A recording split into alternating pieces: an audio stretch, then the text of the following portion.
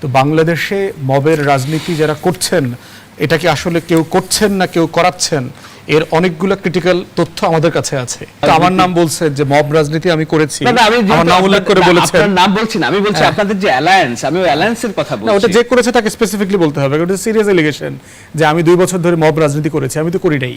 এবং আপনারা আর যা যা বলছেন সবই মেনে নিল, তাহলে কি সরকার খুব ভালো হয়ে যেত কিনা আপনাদের কাছে? না, তখন আমরা অন্য বিষয়গুলো নিয়ে কথা বলতাম, জ্বালানি নিয়ে। আজকে আমরা একটা অপ্রয়োজনীয় সময় নষ্ট করছি।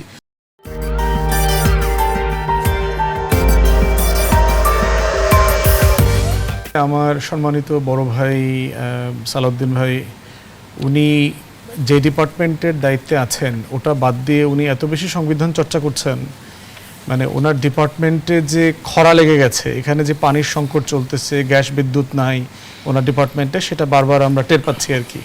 আইন শৃঙ্খলা যে সিচুয়েশন অবনতি হচ্ছে এবং যেগুলো হওয়ার কথা ছিল না। তো আমার মনে হয় যে যদি উনি খুব বেশি আইনের বিষয়ে যদি খুব বেশি ফ্যাসিনেশন থাকে, সেক্ষেত্রে মাননীয় প্রধানমন্ত্রী ওনাকে আসলে আইনমন্ত্রী বানায় দিলেই পারে, অথবা ডেপুটি প্রাইম মিনিস্টার নামে একটা পদ তৈরি করে দিলে যেটা হবে, সালাউদ্দিন ভাই সংবিধানের রেফারেন্স দিয়ে উনি প্রত্যেকটা বিষয় রেফার করতে পারবেন কোনো দায়িত্ব ছাড়া, কোনো মিনিস্টারিয়াল রেসপন্সিবিলিটির দরকার হবে না। তখন এই যে পীরকে মায়েরা ফালাইলো, এরে মারলো, ওরে ধরলো, উনি সংবিধান দিয়ে করবেন, কিন্তু কোনো দায়িত্ব নিতে হবে না। নাও coming back to the question, মূল বিষয় যেটা হচ্ছে যে এই ঘটনাগুলো আমাদের সমাজে চলমান অবস্থায় আছে অনেক বছর, এটা সাডেনলি কোনো ঘটনা না। কেন ঘটতেছে? ঘটতেছে একটা সমাজে যখন আপনি বোধ করছেন যে আপনি লেজিটিমেট জাস্টিস পাওয়ার কোনো পথ আপনার সামনে নাই। আপনি দেখবেন যে আমার এলাকাতে, গ্রামের কথা যেখানে নির্বাচন করেছি সেখানে কথা বলছি, বাবা আর ভাই মিলে আর এক ভাইকে চোখ দুইটা তুলে দিচ্ছে, অন্ধ করে ফেলছে। কেন করছে? যে ছেলেটাকে করছে সে খুব একটা বদ টাইপের লোক, প্রচুর মাদক খায়, গাঁজা খায়, পরিবারের টাকা নষ্ট করে, জমি নষ্ট করে, প্রচুর মানে দুঃসহ করে ফেলেছে পরিবারটার জীবন। এখন এই পরিবারটা পুলিশের কাছে গেছে, মামলা করছে, ছেলের বিরুদ্ধে অভিযোগ করেছে, কিন্তু কোনো পায় নাই, কোনো সন্তোষজনক বিচার পায়নি। এখন এইটা হয় কি, আপনি যখন একটা বিচার পাচ্ছেন না, এই ক্ষোভটা কিন্তু কিউমুলেটিভলি যোগ হইতে থাকবে, জমতে থাকবে, জমতে এমন একটা জায়গায় আসবে যে এটা একটা অন্যায্য আচরণের জন্ম দেবে। এবং আমাদের সমাজে তাই হয়েছে। এই যে গণ অভ্যুত্থানে যে হইল, শত শত হাজার হাজার মানুষ মারা গেল, কি হয়েছে? এটা একটা ক্ষোভের বিস্ফোরণ হয়েছে। এবং এই সমাজে আমরা মামলার দিকে তাকান, আমার দাদার আমলের মামলা এখনও চলমান আছে, 60-70 বছর, 100 বছরে আমাদের চেম্বারে আছে, 100 বছরের পুরাতন মামলা ডিল করতে হচ্ছে। জমি জমার সিম্পল জিনিস, আপনি সিম্পলি একটা সার্ভেয়ার নেবেন, একটা আমিন নেবেন, একজন জাজ নিয়ে ওটা রেজলিউশন করা হচ্ছে 2-4 ঘন্টার কাজ। সেই কাজটা না 2-4 ঘন্টায় না করে এই যে মোকদ্দমার কালচারে আমরা আসছি, এখন এই মানুষটা কি করছে? এই জন্য দেখবেন একটা কথা প্রায় আসে, কোনো মামলা টামলাতে যাচ্ছি না, আল্লাহর কাছে বিচার চাই। দেখবেন এই কথা ভুক্তভোগীরা প্রায়ই বলে, আল্লাহর কাছে বিচার দিলাম। মানে পুলিশের কাছে গিয়ে কি হবে? পুলিশ হেনস্থা করবে, ঘুষ ছাড়া জিডি নেবে না, এফআইআর করবে না, কারেক্টলি তদন্ত করবে না, অন্যায্যভাবে অন্যায়ভাবে একজনকে ফাঁসাবে। শিরিন শারমিন চৌধুরী দেখেন, আওয়ামী লীগের নেত্রী, তাকে বিচার করার 100টা মানে যৌক্তিক অপরাধ আছে। বাংলাদেশের গণতন্ত্র ধ্বংস করা, নির্বাচন ব্যবস্থা ধ্বংস করা, ট্যাক্স পেয়ারদের টাকায় এমপি হিসাবে, স্পিকার হিসাবে বেতন নেওয়া, যখন সে ভোট ছাড়া নির্বাচিত হয়েছে, তা না দিয়ে কি করেছে? তাকে জুলাইয়ের একটা হত্যা মামলা দিচ্ছে। এই মহিলা নিজে নড়তে পারে না, ঠিকমতো হাঁটতে পারে না, সে গেছে যাত্রাবাড়ি খুন করতে। মানে ফাইজলামির তো একটা সীমা থাকতে হবে। তখন হয়টা কি, যে মানুষ আইন হাতে তুলে নেবার একটা চিন্তা করে। ওয়েস্টার্ন কান্ট্রিতে, শাহেদ ভাই লম্বা সময় আমেরিকাতে থাকেন, আমি লন্ডনে লম্বা সময় ছিলাম, মানুষ এটা করে না কেন? কারণ আপনি জানবেন যে আপনি 999 কল করার পরে অথবা 911 কল করার পরে 12 মিনিটস টু 15 মিনিটসের ভিতরে সর্বোচ্চ পুলিশ চলে আসবে, আপনাকে জিজ্ঞাসাবাদ করবে, অপরাধী ধরবে, এরপর এটা প্রসিড করবে, তদন্ত হবে, বিচারে যাবে, বিচারের একটা ডেডলাইন আছে, 6 সপ্তাহ, 6 উইকস, 8 উইকস, 10 উইকস। এই প্রসেসের প্রতিষ্ঠাটা এমনভাবে হয়েছে, সমাজে একটা আস্থা তৈরি হয়েছে যে ইয়েস, আমি 999 কল করলে পুলিশ আসে, আমি 911 কল করলে গ্রেফতার করা যায় যে অন্যায় করেছে, আমি যখন কোর্টে যাই কোর্ট এই ব্যক্তির বিচার করে। এইগুলো দেখতে দেখতে হয় কি, সমাজে একটা আস্থা তৈরি হয়, জানে ঠিক আছে, তাহলে আমি আমি আমি আমি মানে আইন হাতে তুলে নেব কেন? কিন্তু যেখানে হচ্ছে না, যে দেশগুলোতে আমাদের মতো তৃতীয় বিশ্বের এই যে আদুরে নাম দিয়ে আমাদেরকে ডাকে, মধ্যপ্রাচ্য, এশিয়া, আফ্রিকাতে, কেন হচ্ছে না? সিম্পলি ওই কারণে হচ্ছে না। এবং এক্স্যাক্টলি সেম কারণটাই হচ্ছে গভর্নেন্স। আপনি যত বেশি সুশাসন দেবেন, যত বেশি গভর্নেন্স ডেলিভার করতে পারবেন, তত বেশি এটা কমে যাবে। বটম লাইনটা হচ্ছে আইনের শাসন, যে আপনি একটা রাষ্ট্র কাঠামোর মধ্যে বাস করছেন, যেই কাঠামোর প্রতিষ্ঠানগুলোর উপর আপনি ভরসা করতে পারছেন না, আস্থা আনতে পারছেন না। যে এই মানুষগুলোর কাছে আমি গেলে, বহু ঘটনা ঘটেছে, ধর্ষিত হয়ে মহিলা থানায় গেছে, পুলিশের এসআইরা মিলে ওখানে আবার তাকে ধর্ষণ করেছে। সোনার বাংলা এরকম ঘটনা ঘটেছে, তাকে এরপর বিচার না চায় সেই মহিলা আত্মহত্যা করেছে, এই ঘটনা তো ঘটেছে। তো এই জায়গাগুলোতে শর্টকাট মানে হাইপ তুলে আলোচনা করে আসলে লাভ হবে না। সমাজে আইনের শাসন কায়েম করবার জন্য সবচেয়ে ক্রিটিক্যাল দুইটা ইনস্টিটিউশন হচ্ছে ল এনফোর্সমেন্ট এজেন্সি এবং জুডিশিয়ারি। এই দুইটা প্রতিষ্ঠানকে প্রত্যেকটা সরকার সাকসেসিভলি এমনভাবে পলিউট করছে যে তার ভিতরে কোনো পেশাদারিত্ব ডেভেলপ করবার সুযোগ দিচ্ছে না।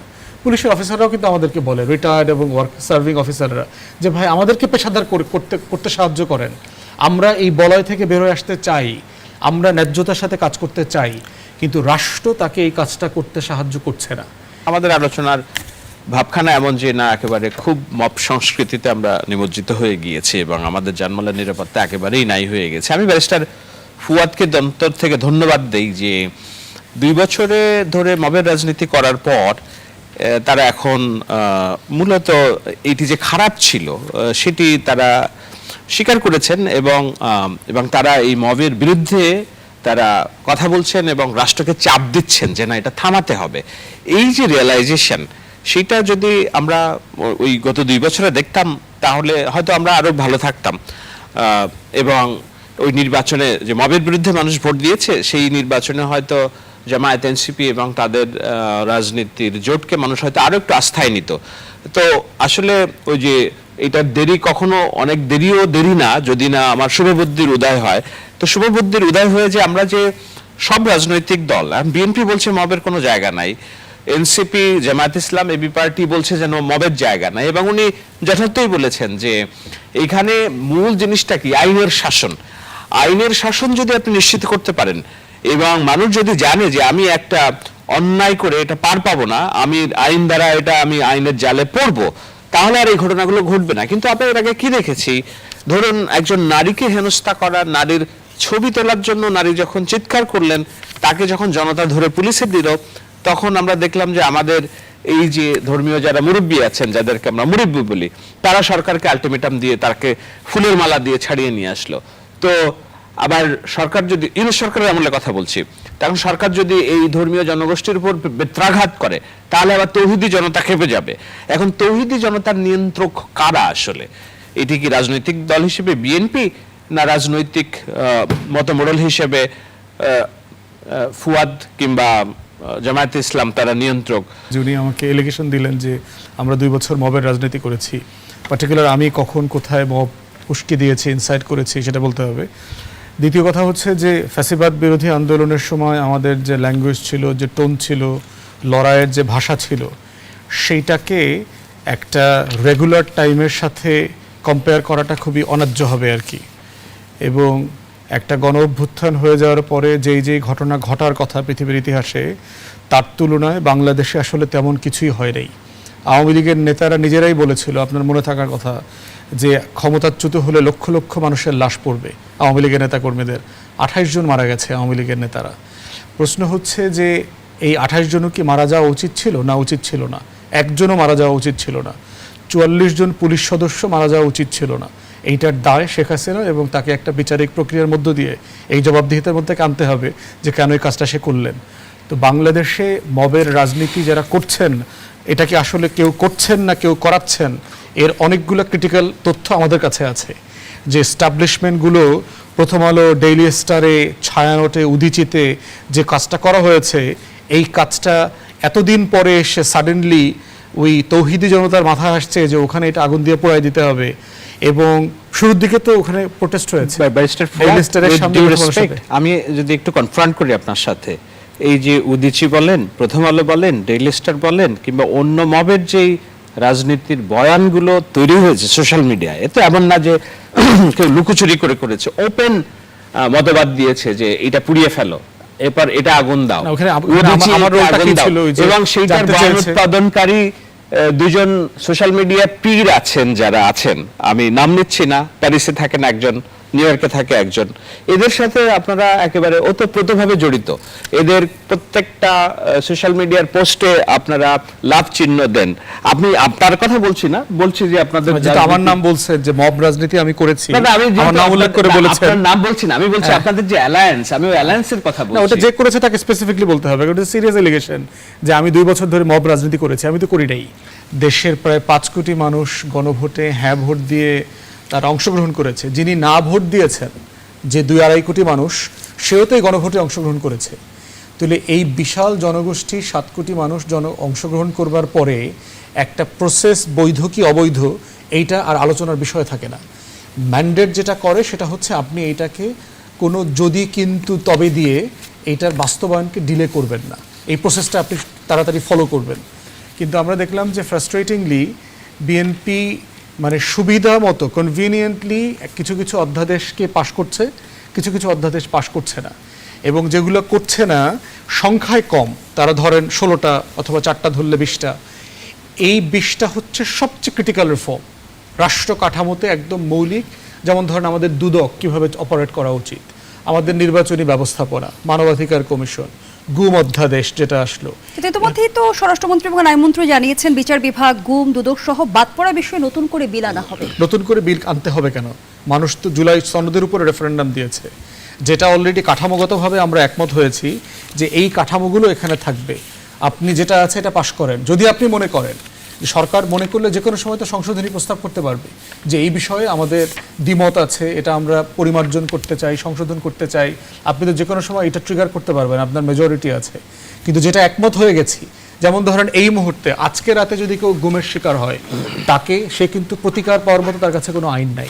মূল বিষয়টা হলো যে আচ্ছা ধরেন এই 4টাই এই সরকার মেনে নিল এবং আপনারা আর যা যা বলছেন সবই মেনে নিল, তাহলে কি এই সরকার খুব ভালো হয়ে যেত কিনা আপনাদের কাছে? না, তখন আমরা অন্য বিষয়গুলো নিয়ে কথা বলতাম। জ্বালানি নিয়ে আজকে আমরা একটা অপ্রয়োজনীয় সময় নষ্ট করছি।